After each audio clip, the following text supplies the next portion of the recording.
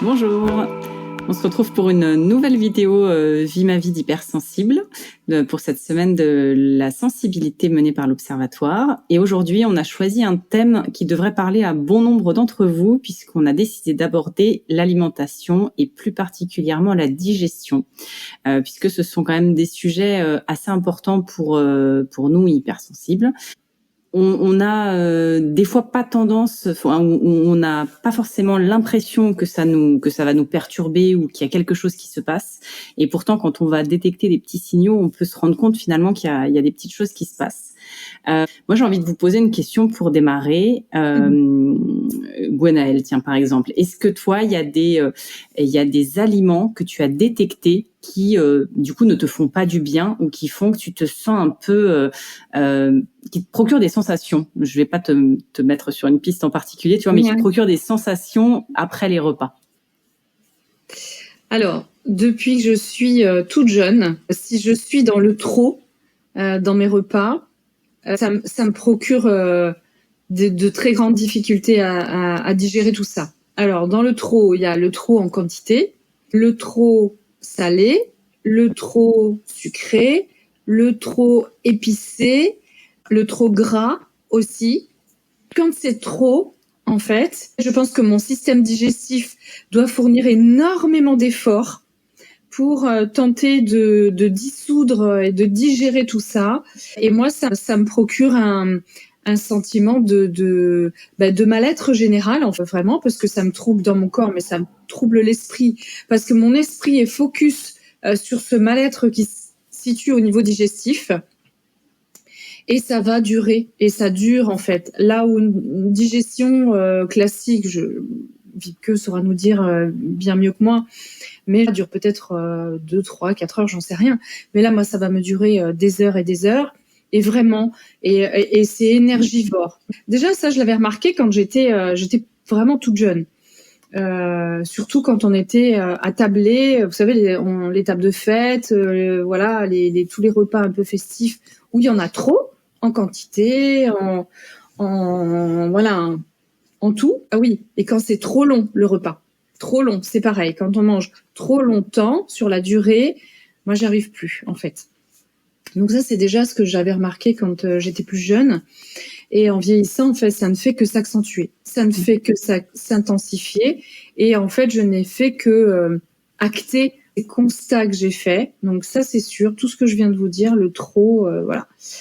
Et en vieillissant aussi, en qualité d'hypersensible, comme on a tout le système digestif qui est très sensible, je pense qu'il y a aussi une forme d'usure aussi, de tout ce qu'on a pu ingurgiter et puis de tous ces efforts qui sont faits au fur et à mesure de toutes ces années pour tenter de digérer au mieux et faire en sorte qu'il y ait une homéostasie.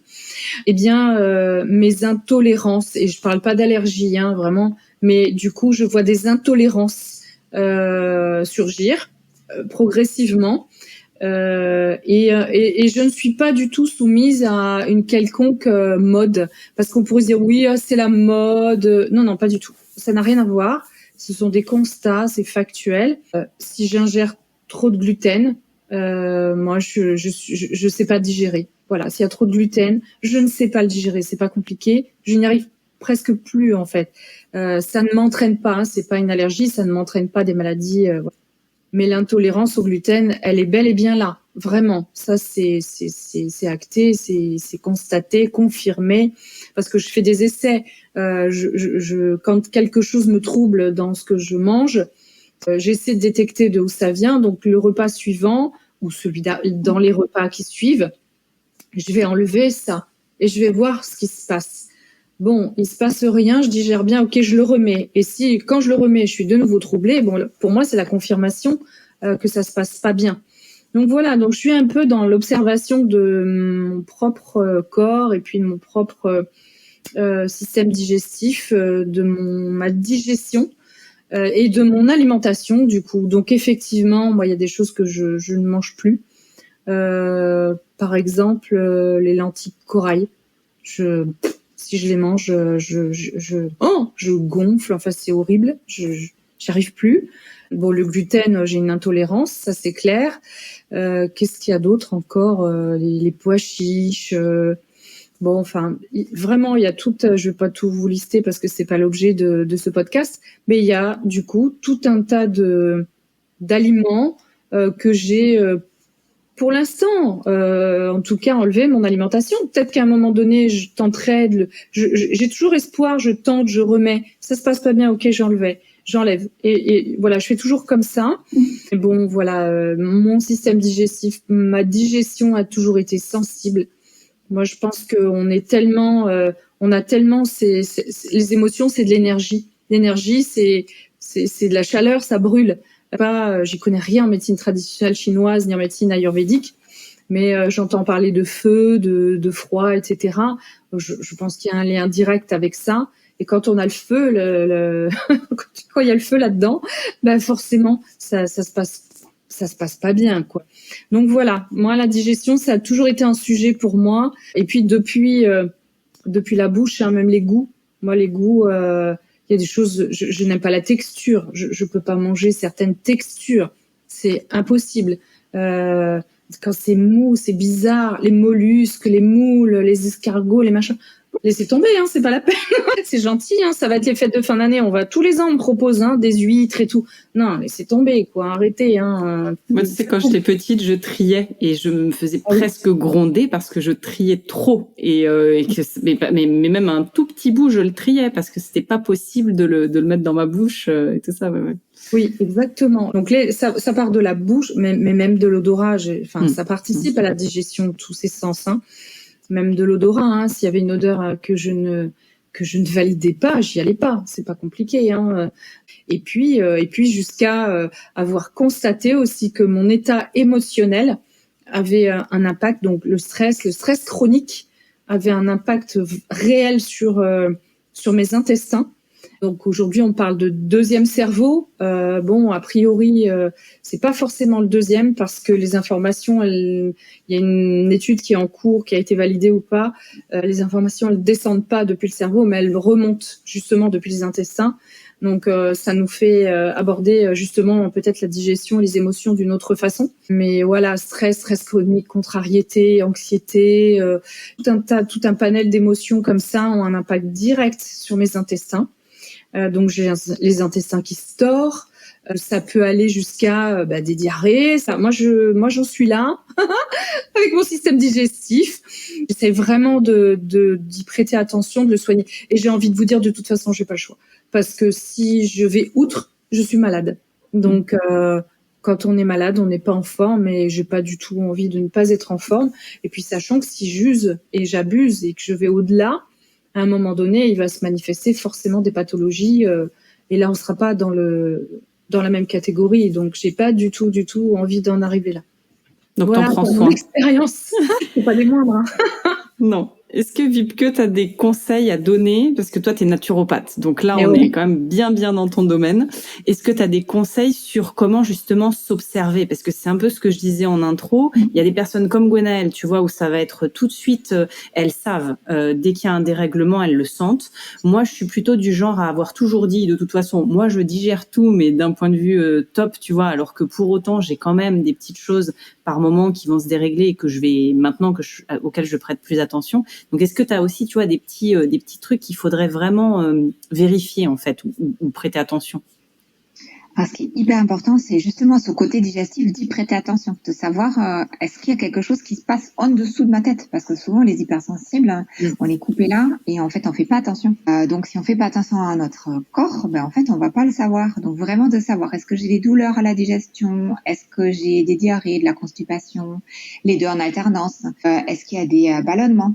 Et donc du coup, ça par exemple en naturopathie, dans une séance, on pose beaucoup de questions là-dessus. On va vraiment dans le détail, regarder la couleur, la texture des selles aussi. Enfin, pas le regarder, que la personne nous raconte.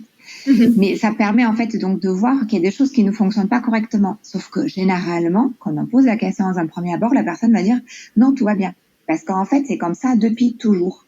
Et donc, pour ma petite histoire personnelle, moi, depuis toujours, j'étais constipée. Depuis toujours, pour moi, c'était normal, en fait. Donc, je ne savais même pas ce que c'était, en fait, finalement, une digestion et une élimination correcte.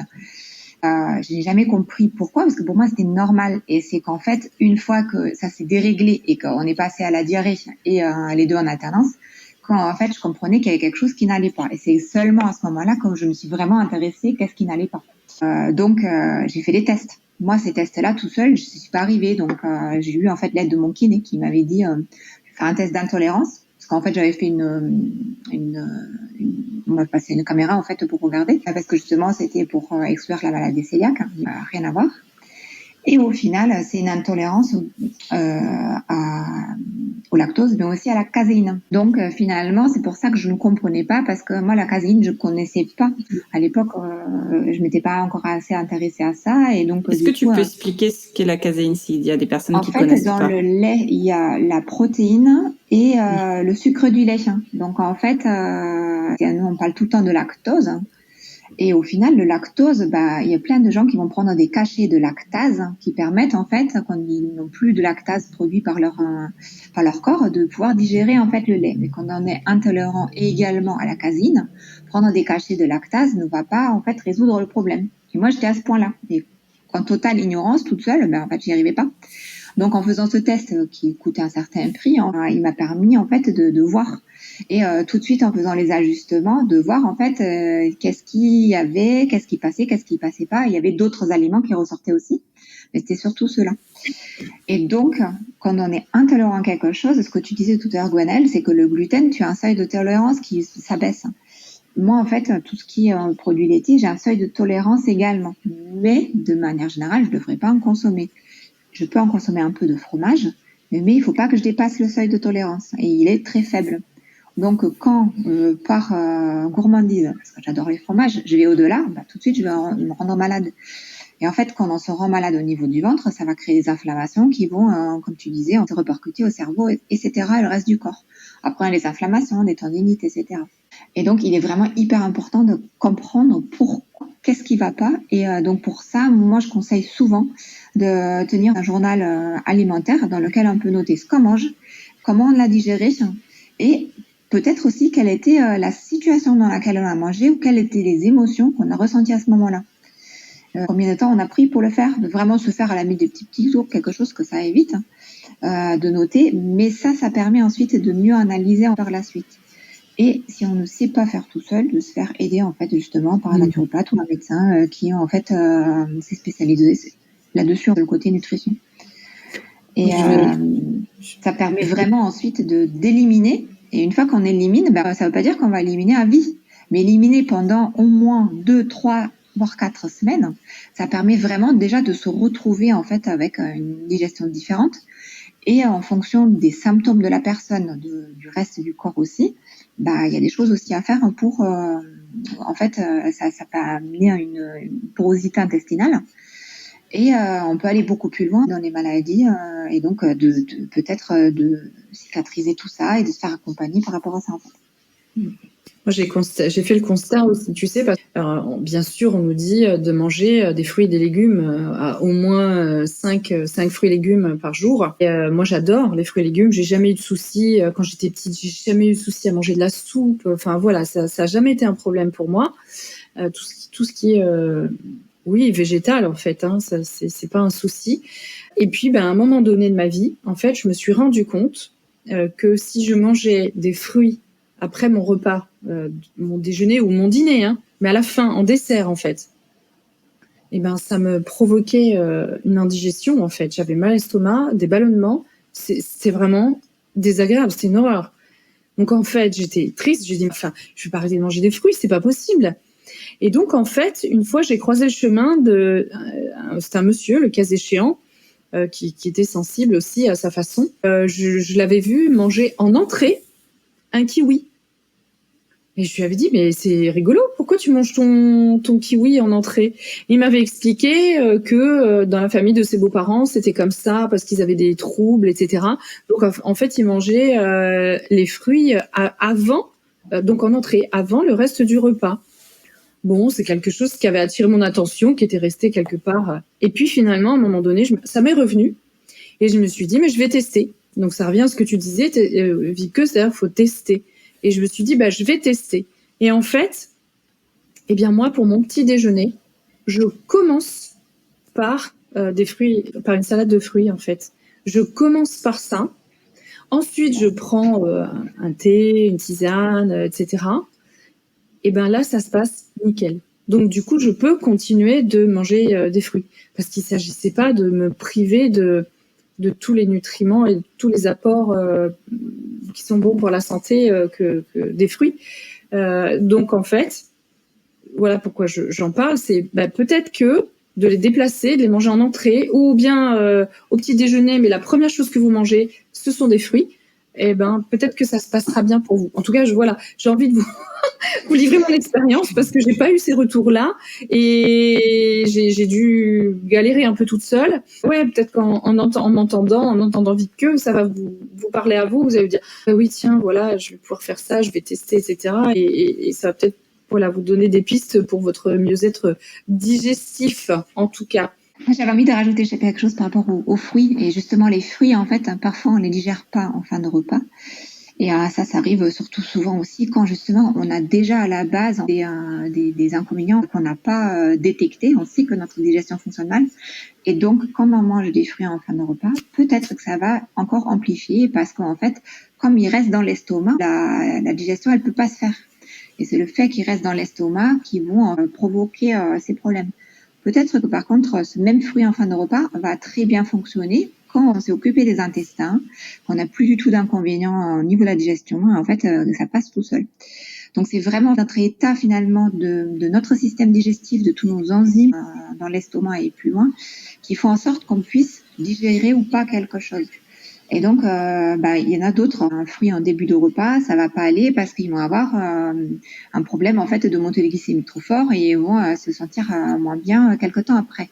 Donc, c'est pour ça, c'est vraiment hyper personnel. Chacun doit tester pour lui-même et aussi de faire surtout accompagner s'il n'arrive pas. Parce que parfois, en fait, ça peut être aussi embêtant de se dire j'ai tenté tant de temps, il n'y a rien qui marche, j'abandonne tout.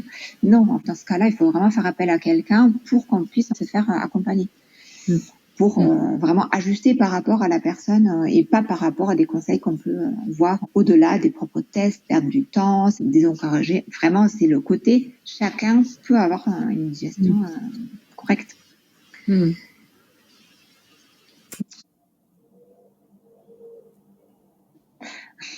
C'est juste que tu dis vite que parce que j'avoue qu'à un moment donné, moi, j'étais complètement perdue dans mon alimentation. Je savais même plus quoi manger. Je me disais, mais qu'est-ce que je peux manger sans craindre d'être mal, en fait. Et bon, à l'époque, j'étais pas accompagnée, j'avais pas de naturopathe autour de moi.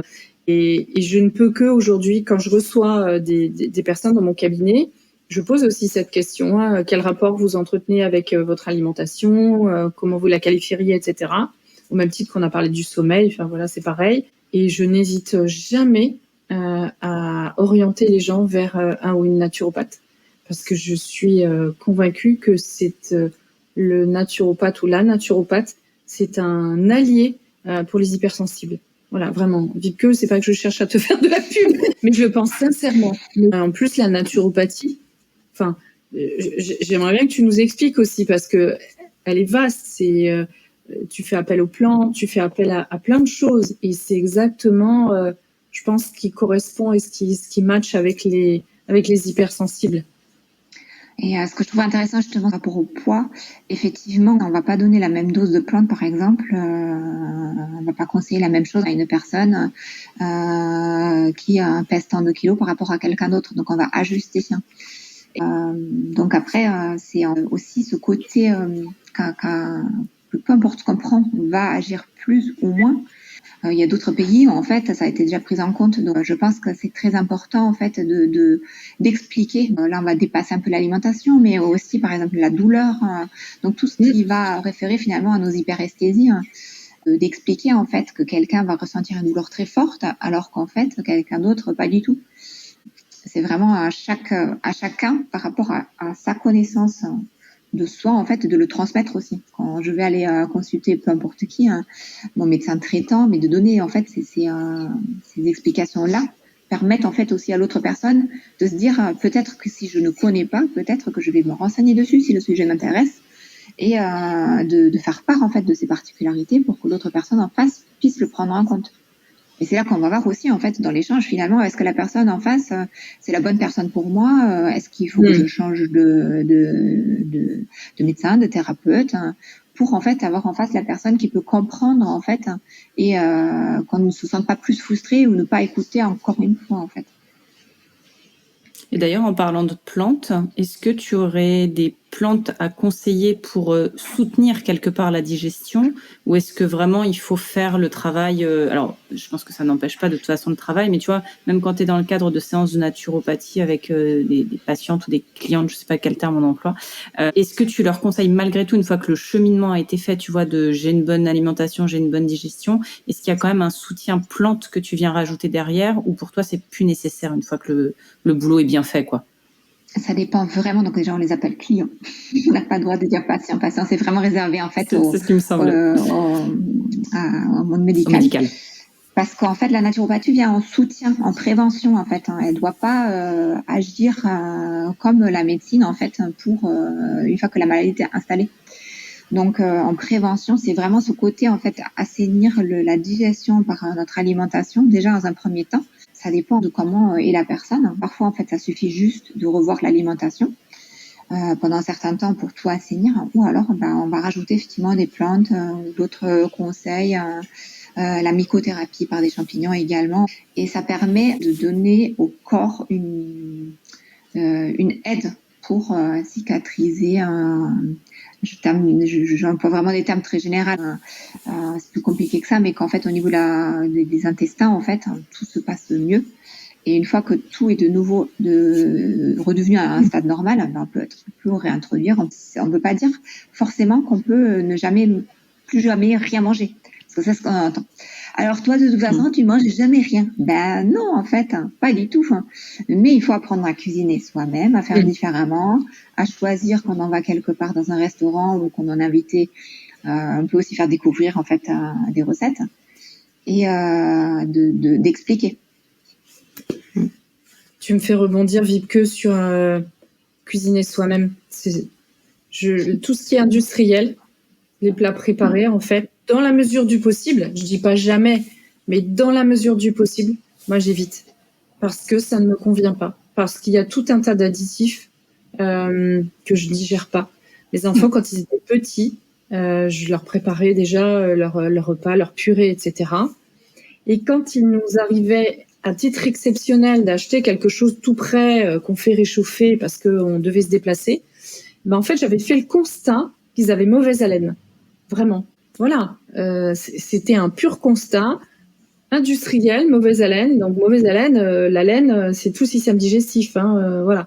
Donc, pour ma part, dans la mesure du possible, j'essaye d'éviter les plats préparés, enfin tout ce qui est préparé. Et dans la mesure du possible, voilà, j'essaye de cuisiner mes repas, même si oui, ça prend un peu plus de temps, certes, mais on s'en sort toujours. Donc ça, je pense que c'est aussi quelque chose qui est important pour les hypersensibles. Ouais, les additifs, oui, parce qu'on réagit fort en fait, oui. Et tant mieux quelque part. Ça nous force à manger du fait maison et c'est quand même ce qui est quand même plutôt recommandé. Donc tant mieux. Mais t'as raison. Il faut le prendre aussi comme ça, quoi. C'est de se dire quand on commence à regarder justement ce qui se passe dans le système digestif, qu'est-ce qui nous incommode, qu'est-ce qui nous plaît, et puis trouver un équilibre entre ce qui nous convient bien et puis moi, je reste convaincue quand même que le côté alimentation, il y a un côté plaisir. Donc, voilà, il faut trouver quand même cet équilibre entre ces deux aspects-là, quoi, pour continuer à se faire plaisir et que manger et faire à manger, du coup, ce soit pas la corvée. Et puis, que tout se passe bien dans le corps, etc. Et je sais qu'on en avait parlé, je crois, c'est avec Vibeke hors caméra. Mais il y avait aussi le côté, quand on est dans une famille, initialement, il faudrait presque avoir un repas adapté à chaque personne, ou en tout cas en fonction des personnes qui vont un peu se ressembler pour que ça soit vraiment plus simple. Alors c'est loin d'être facile. Je sais pas si vous le faites vous à la maison, mais nous on mange la même chose, mais c'est vrai que ça peut être assez compliqué après en termes de temps et puis d'énergie dépensée aussi vis-à-vis de ça, quoi, et de charge mentale du coup. Effectivement, nous on le fait naturellement depuis tout petit et donc par moment quand j'en ai marre, je dis mais j'en ai marre, j'aimerais bien que tout le monde mange le même repas, mais en fait depuis toujours on le fait et donc tu as des personnes qui vont vouloir manger des plats cuisinés assemblés, des tartes, etc. et les autres qui préfèrent les mêmes aliments mais séparément. Exactement. Et parce qu'il y a ce côté-là aussi chez les hypersensibles, ne pas mélanger les aliments, d'autres qui aiment, les textures. Voilà. Et donc, du coup, depuis toujours, en fait, quand moi je prépare les assiettes le soir, à part si c'est une tarte préparée, je cuisine une tarte et puis derrière des choses en plus. Là, encore une fois, je vais savoir que tout le monde ne va pas forcément la manger, ou je vais préparer les assiettes, je vais composer les assiettes. Et généralement, tout le monde vient chercher son assiette. Et là, en fait, tout le monde sait à qui est laquelle. À qui est l'assiette. Excellent. Et parce que après, c'est un problème aussi de texture, de goût. D'émotions aussi associées à des aliments, de ce qu'on a connu quand on était enfant et qu'on peut parfois dépasser, parfois non. Et donc ça prend effectivement de l'énergie, mais pour autant, je trouve que la variété alimentaire est quand même importante et donc d'avoir l'apport assez de légumes aussi dans un repas. Donc, et puis les repas se passent bien du coup. Normalement oui. Bon après avec des ados, on revoit les règles parce que les règles changent. Et après les parents, il y a TikTok. Donc du coup, pas toujours. Il faut les responsabiliser après les ados. C'est toi qui viens compléter ton assiette. Oui, c'est ce qu'il faut. C'est très juste que vous disiez toutes les deux, l'émotionnel a une part très importante pour les hypersensibles face à l'alimentation et donc par voie de conséquence à la digestion. Moi, j'accompagne un groupe de femmes qui ont développé en fait des symptômes, des pathologies liées à l'alimentation. Et grâce à la sophrologie, au travail qu'on fait en sophrologie, on travaille sur l'émotionnel, justement, pour se détendre, pour évacuer les tensions, pour parfois activer la vitalité parce qu'elles sont down, parce qu'elles viennent de manger quelque chose qui les a finalement sur le coup peut-être satisfaites. Comme tu disais, Vicky, qui a peut-être apporté un taux de sucre, de glucose, de saccharose qui les a fait bondir au plafond et derrière qui se retrouvent complètement down. Et on travaille comme ça sur toute la sphère émotionnelle, en fait, de libérer ses émotions, de se projeter, d'aller chercher dans son vécu des moments positifs, agréables où justement tout se passait bien. Le but étant justement d'essayer de faire en sorte que ces pics émotionnels en fait soient moins intenses, qu'il y ait moins d'intensité, parce qu'on en a parlé, Marie. Je pense que les personnes hypersensibles, on pourrait aussi les appeler des personnes intenses, parce que tout est plus intense. Donc, quand notre quotidien est plus intense, on brûle plus, on est et du coup, le rapport à l'alimentation s'en trouve forcément impacté, et la digestion, évidemment, derrière. Et voilà, en tant que sophrologue, moi, j'ai envie de dire aussi que s'alimenter, oui, c'est tout ce qu'on vient de dire. C'est préparer le repas, etc. Mais c'est aussi se mettre en condition. Il faut être dans de bonnes conditions pour prendre un repas. Parce que quand on est hypersensible et qu'on prend un repas assis sur une fesse, sur un coin de table, et qu'on le gobe, forcément derrière, on est troublé d'un point de vue digestif et troublé d'un point de vue mental. On doit accorder du temps, de l'importance et du plaisir. Marie, tu l'as dit, tu as tellement raison, du plaisir à prendre un repas. Moi, j'ai pendant un certain temps, dans le cadre professionnel, en fait, c'était manger pour manger. J'appelle ça manger pour manger. C'est-à-dire que c'est vraiment se remplir. C'est parce qu'on sait qu'on a des besoins vitaux qui vont être remplis par ces aliments, par du riz, des légumes, etc. Donc, je mangeais pour manger. On le sait, il n'y a aucun intérêt à faire ça. Parce qu'en fait, la digestion, elle se fait pas correctement derrière. Parce qu'en fait, on va pas se nourrir vraiment de tout ce qu'on avale. En fait, on va faire le tube digestif, mais vraiment pour le coup, on va faire le tube de haut en bas.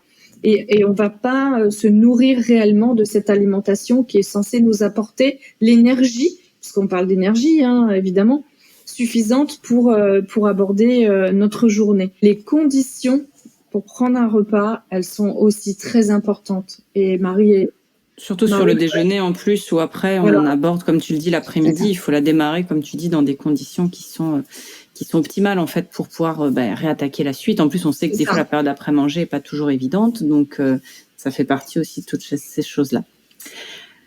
Je vous propose, je sais que ça va frustrer énormément de monde, mais je vous propose qu'on arrête là sur cet épisode parce que sinon ça va être beaucoup trop long. Il y aurait encore énormément de choses à dire. Vas-y, Vipke, le mot de la fin et manger ce qu'a disait Gwen en fait dans un temps imparti très vite. C'est pas bon du tout. On bloque la digestion tout de suite parce qu'en fait ça peut pas se faire.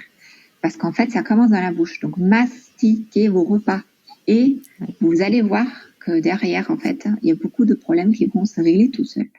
Donc, ok, le challenge est lancé du coup, donc mastiquer.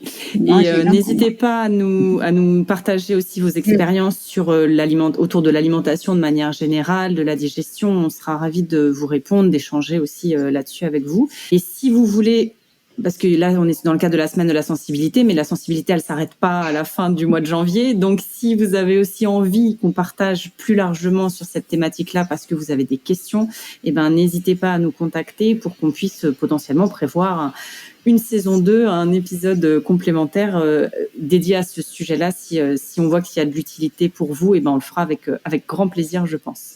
Merci beaucoup à toutes les deux. N'hésitez pas à partager des gens autour de vous qui ont des problèmes digestifs, qui ont des troubles digestifs. N'hésitez pas. Et puis, nous, ça nous fait plaisir. Merci beaucoup. À demain.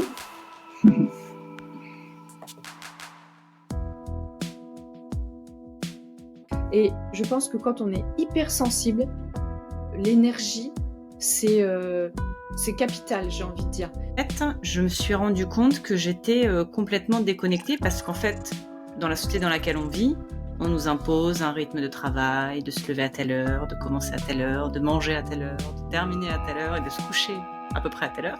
Très longtemps, j'ai répondu que j'étais une personne du matin. J'ai toujours envie de faire plein de choses dans la journée, donc l'avenir appartient à ceux qui se lèvent tôt. Moi, j'avais ce carcan-là depuis très très longtemps. Donc moi, depuis toujours, je suis du matin. Je me suis toujours levée tôt, depuis toujours. Mes parents m'achetaient plein de livres parce qu'ils voulaient dormir, comme ça ils me donnaient des livres pour que moi je reste au lit, au calme. Moi, j'ai pour habitude de dire que je suis un diesel. Moi, le matin, il faut que ça chauffe, quoi. Il faut que ça chauffe et ça monte en puissance. Et voilà, et moi, je suis un diesel. Parce qu'au final, le qu'est-ce qui recharge, en fait, souvent, on sait exactement ce qui nous épuise. Oui. Et peu de personnes vont dire, en fait, voilà, c'est ça qui me recharge.